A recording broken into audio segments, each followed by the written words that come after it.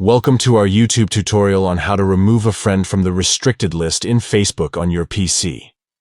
If you have added someone to your restricted list and now want to remove them, we'll guide you through the simple steps to do so. Let's get started. Step 1. Open Facebook and log into your account on your PC. Step 2. From the left menu, click on Friends. This will take you to your Friends page. Step 3. Click on Custom List located on the left sidebar. Step 4. Find and click on Restricted from the available options. Step 5. Locate the friend you want to remove and click on the X icon next to their name.